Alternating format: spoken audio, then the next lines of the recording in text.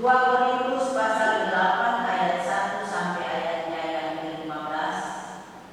Tema bagian firman pelayanan kasih. Ayat 1 dan seterusnya. Saudara-saudara, kami hendak memberitahukan kepada kamu tentang kasih karunia yang dianugerahkan kepada jemaat-jemaat di Makedonia. Selagi dicobai dengan berat dalam pelbagai penderitaan, sukacita mereka meluap, dan meskipun mereka sangat miskin, namun mereka kaya dalam kemurahan. Aku bersaksi bahwa mereka telah memberikan menurut kemampuan mereka, bahkan melampaui kemampuan mereka.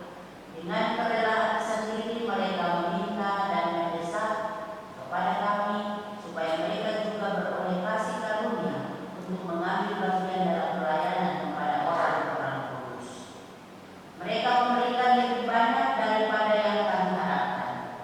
Mereka memberikan diri mereka pertama-tama kepada Allah, kemudian oleh karena kehendak Allah juga kepada kami. Sebab itu kami mendesak kepada Titus supaya dia mengunjungi kamu dan menyelesaikan pelayanan kasih itu sebagaimana ia telah memulainya. Maka sekarang sama seperti kamu kaya dalam segala sesuatu, dalam iman, dalam perkataan, dalam pengetahuan, dalam kesungguhan untuk membantu, dan dalam kasihmu terhadap kami. Demikianlah juga hendaknya kamu kaya dalam pelayanan kasih. Aku mengatakan hal itu bukan sebagai perintah, melainkan dengan menunjukkan usaha orang-orang lain untuk membantu. Aku mau menguji keikhlasan kasih kamu, karena kamu telah mengenal kasih karunia Tuhan kita Yesus Kristus, bahwa Ia yang oleh karena kamu menjadi miskin sekalipun tidak kaya, supaya kamu menjadi kaya oleh karena kemiskinan. Inilah pendapatku tentang hal itu, yang mungkin berfaedah bagimu.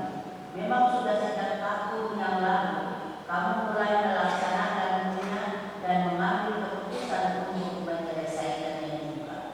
Maka sekarang selesaikan juga pelaksanaannya itu. Hendaklah pelaksanaannya sepadan dengan kerelaanmu, dan lakukanlah itu dengan apa yang ada padamu. Sebab jika kamu rela untuk memberi, maka pemberianmu akan diterima. Kalau pemberianmu itu berdasarkan apa yang ada padamu, bukan berdasarkan apa yang tidak ada padamu. Sebab kamu dibebani bukanlah supaya orang-orang lain mendapat keringanan, tetapi supaya ada keseimbangan. Maka hendaklah sekarang ini kelebihan kamu mencukupkan kekurangan mereka, agar kelebihan mereka kemudian mencukupkan kekurangan kamu, supaya ada keseimbangan. Seperti ada tertulis, orang yang mengumpulkan banyak tidak berkelebihan, dan orang yang mengumpulkan sedikit tidak berkekurangan. Demikianlah bagian firman Tuhan. Bapak Ibu, saudara-saudari yang dikasihi dan diberkati Tuhan, baru 3-4 hari yang lalu kita merayakan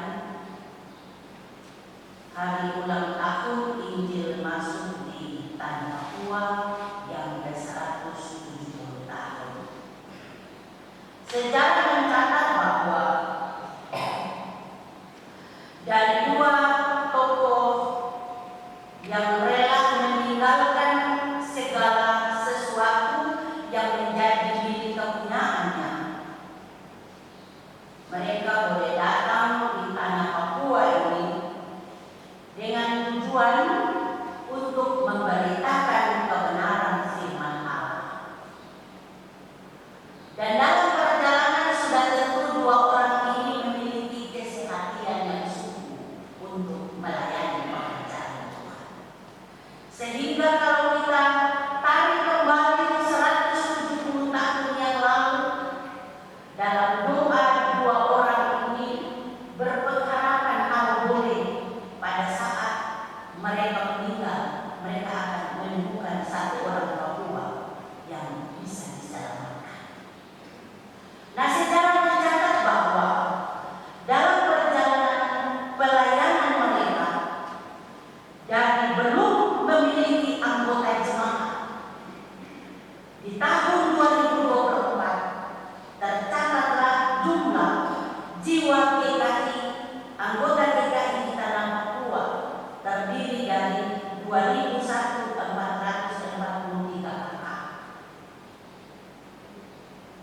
4.443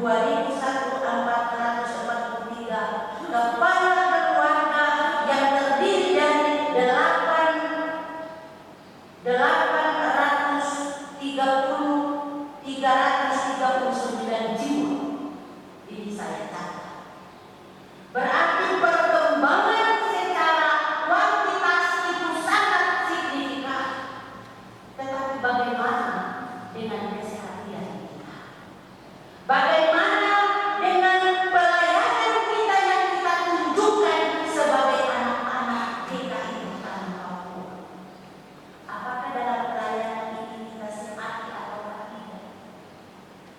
Apakah dalam pelayanan ini kita masih mengandalkan ego kita, kepintaran kita, kesombongan kita atau tidak? Ini perlu diperhatikan sebagai anak-anak Tuhan yang ada di DKI di tanah Papua ini. Kita bersyukur juga Bapak Ibu Saudara bahwa kita telah memasuki hari yang ke-40 di tahun 2025. Kita telah memasuki minggu ke-6 dalam bulan Februari ini. Dan kita terus disegarkan tentang fokus di tahun pelayanan tahun 2025, yaitu tentang kesehatan kita. Yang dimaksud dengan tahun kesehatan Bapak Ibu Saudara adalah penekanan kepada sinergitas pikiran kita, hati kita, tindakan kita di dalam melaksanakan semua keputusan-keputusan yang ada di gereja, sehingga dapat melahirkan budaya baru berbasis atau berfokus kepada nilai-nilai kesehatan, berfokus kepada nilai-nilai ketekunan, dan berfokus kepada nilai-nilai kesetiaan dan ketaatan kepada iman di dalam nama Tuhan Yesus Kristus. Dasar firman Tuhan dari 2 Korintus pasalnya yang kedua ayat 1, 2 Korintus pasal 8 ayat 1 sampai ayatnya yang ke-15 untuk mengajarkan kepada kita tentang suatu jemaat dapat menjadi teladan dalam hal menopang pekerjaan pengabaran Injil. Kita mengambil contoh tentang apa yang disampaikan, apa yang dijabarkan, apa yang dijelaskan oleh Rasul Paulus tentang jemaat-jemaat yang ada di Makedonia ini. Sehingga dari bacaan kita ini 2 Korintus pasal 8 ayat 1 sampai dengan ayatnya yang ke-15 ini, kita akan melihat dalam 2 bagian penting. Bagian yang pertama Bapak Ibu Saudara terdapat dalam ayatnya yang pertama sampai ayatnya yang ke-7. Mari kita lihat sama-sama. Dari ayat 1 sampai ayatnya yang ke-7 ini, Paulus memulai suratnya bukan dengan himbauan, melainkan dengan memberi contoh tentang orang percaya yang ada di Makedonia. Rasul Paulus menegaskan bahwa sebenarnya orang-orang yang ada di Makedonia ini bukan orang-orang kaya. Mereka miskin, namun mereka telah memberi dengan kerelaan hati. Perbuatan mereka ini menyatakan bahwa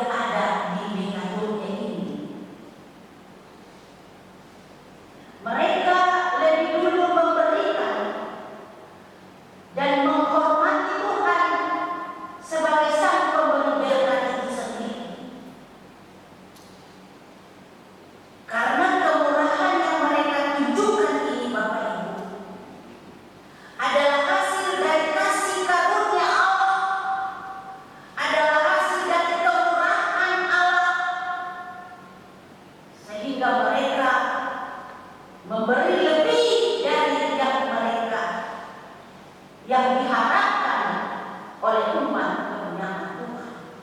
Dan itu dinyatakan atau disampaikan oleh Rasul Paulus sendiri.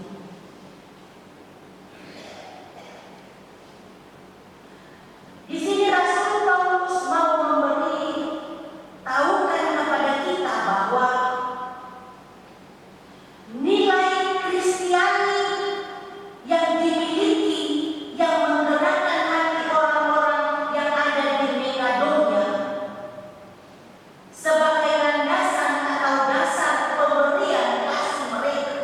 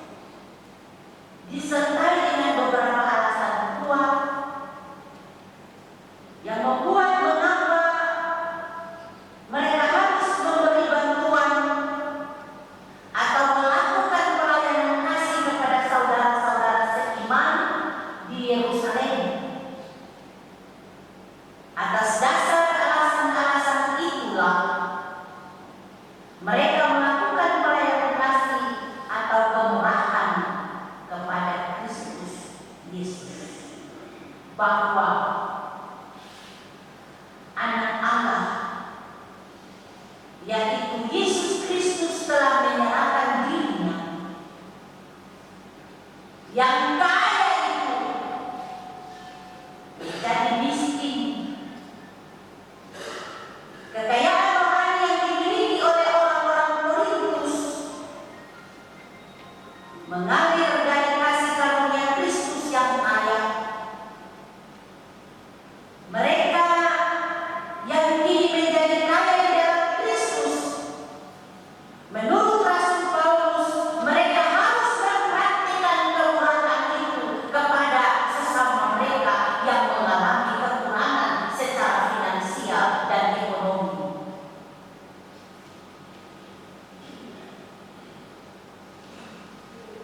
Rasul Paulus menyampaikan dasar bahwa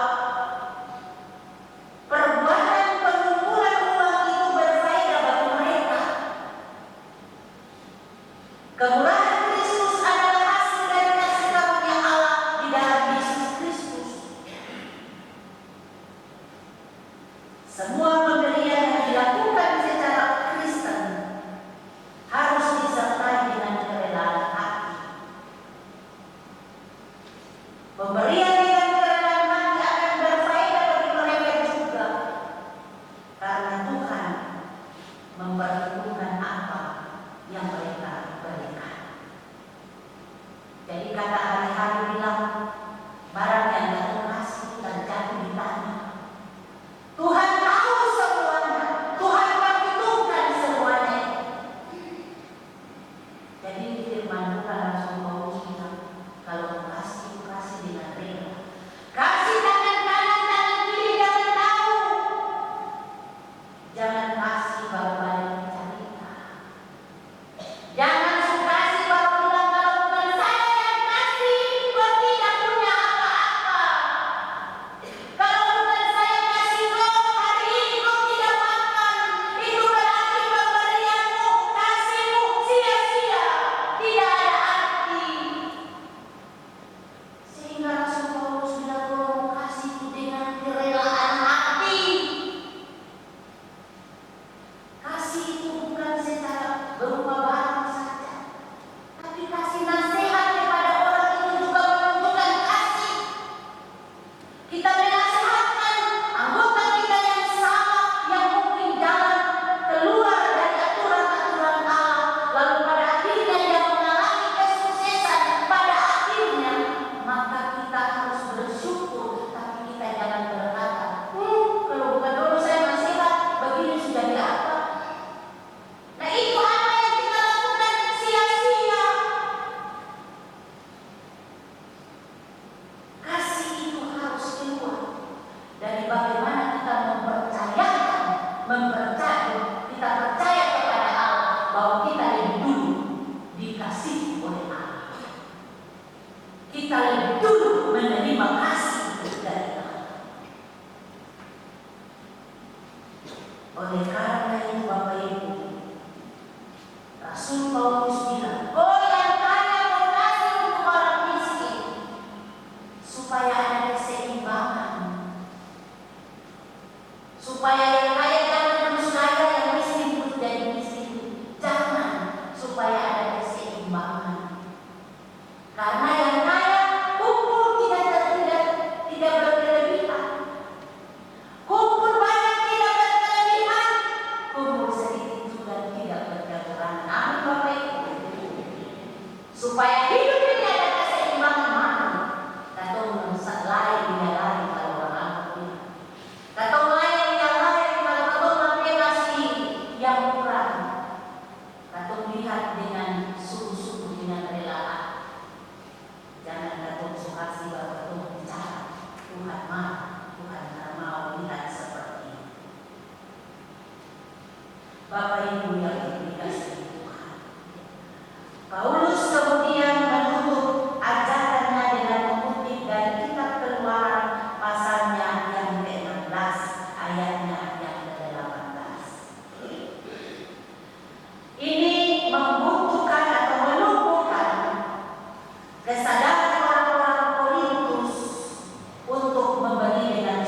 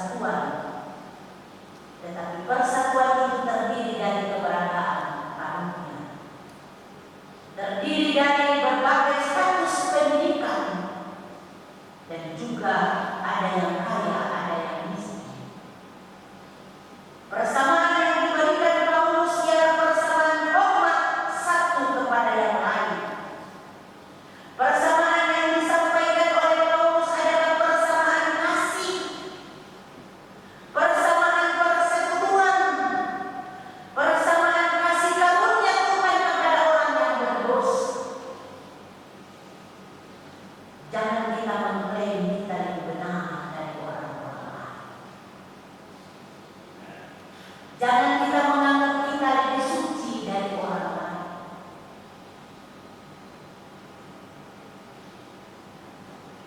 Siapapun dia yang ada di muka bumi ini, semua sama-sama percaya kepada Tuhan yang sama, kepada Yesus Kristus bagi anak-anak Tuhan. Kita semua adalah sama-sama warga negara surga. Jadi di antara kita yang disebut orang Kristen, jangan kita mengkotak-kotakan diri kita. Jangan kita katakan kita dari golongan yang kaya dan mereka dari golongan yang miskin. Jangan kita katakan kita dari golongan berpendidikan, lalu mereka dari golongan yang tidak berpendidikan. Padahal di dalam hidupnya ada Kristus, di dalam hidup kita ada Kristus. Maka kita semua adalah warga kerajaan surga. Bapak Ibu yang dikasihi Tuhan, apa makna firman Tuhan bagi kita? Dari 2 Korintus pasal 8 ayat 1 sampai ayatnya yang ke-15. Yang pertama, pelayanan kasih harus didorong oleh sikap atau nilai-nilai iman yang menjadikan pemberian kita berkualitas. Sekali lagi, mau kasih bantuan Tuhan itu pada iman kita kepada Allah. Itu menunjukkan kualitas iman kita. Kasih dari apa yang ada pada kita, bukan dari apa yang tidak ada pada kita.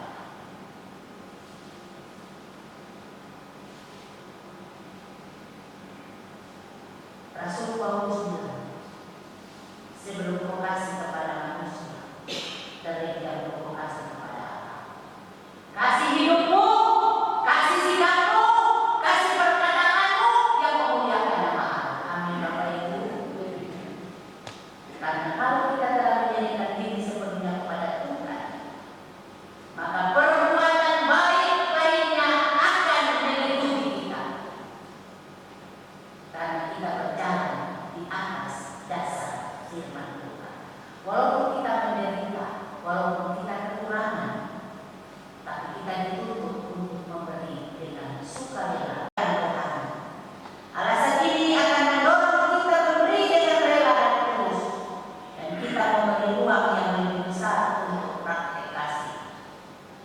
Yang ketiga, prinsip keseimbangan yang diajarkan Paulus ini kiranya menjiwai persekutuan kita, sehingga sekalipun kita berbeda dalam banyak hal, kita dapat membangun kebersamaan yang memungkinkan kita mewujudkan kesehatian di dalam Kristus.